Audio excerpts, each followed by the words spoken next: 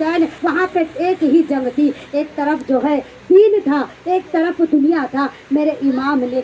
इमाम को यजीद ने कहा कि दुनिया को चुन लो, तुम ज़्यादा से ज़्यादा अमीर और दौलतमंद हो जाओगे, लाखों लश्कर तुम्हारे पीछे होगा, तमाम लोग तुम्हारे गुलाम होंगे, हम लोग मिल के शरीयत चलाएंगे। मेरे हुसैन ने कहा कि ए यजीद, ये दुनिया हमारे लिए नहीं, मैं नानवासा रसूल हूँ, मैं ज़हरा का फूल हूँ, अली का चैन हूँ, और मैं दीन को बचाने के लिए अपने सर को कलम कर दूंगा, मगर तुम्हारे हाथ में हाथ नहीं दे सकता।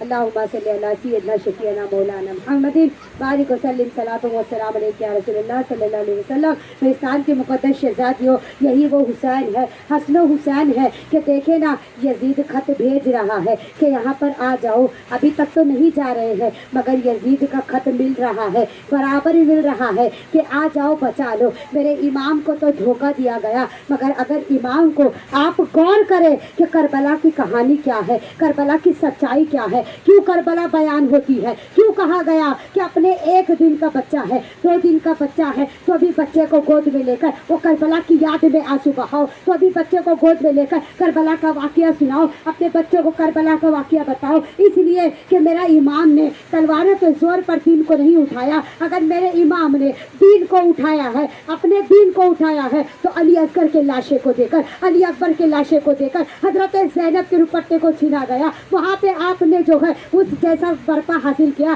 कि हजरत सकीना थी, हजरत सुगरा को छोड़ा गया, कयामत से बड़ी कयामत थी। हजारों पैगंबरों को बोला गया कि करबला की कहानी को कौन करेगा, हर कोई पीछे हट गया, मगर मेरा इमाम आगे आ गया कि मौला इस करबला के वाक़ये को हुसैन करेगा, नवाज़े रसूल करेगा, क्योंकि नाना ने जब दीन को बचाया है तो हुसैन भी दीन को बचाएगा। हुसैन इमाम अली मकाम को तो ये नहीं पता था कि यहाँ पर, ये जानते थे शहीद होंगे, मगर तलवारों के बिना पर इस्लाम को नहीं। आप जब वहाँ से रवाना हो रहे हैं तो आपने तलवारों को नहीं लिया है, आपने तो छोटा सा काफिला तय किया है। मेरे इस्लाम की मुक़द्दस शहज़ादियों, हर आज भी करबला के मैदान से जब 5 टाइम आपको अजाने आए तो उन करबला वालों का एहसान माने कि अगर आपके घरों तक कान में अजान पहुँच रही है, अगर आज आप अपने घरों में इज्जत और आबरू के साथ है, तो किसी और का सदका नहीं, करबला वालों का सदका है, ये करबला हुसैनी वालों का सदका है, इमाम हसन का सदका है। मेरे इस्लाम की मुक़द्दस शहज़ादियों,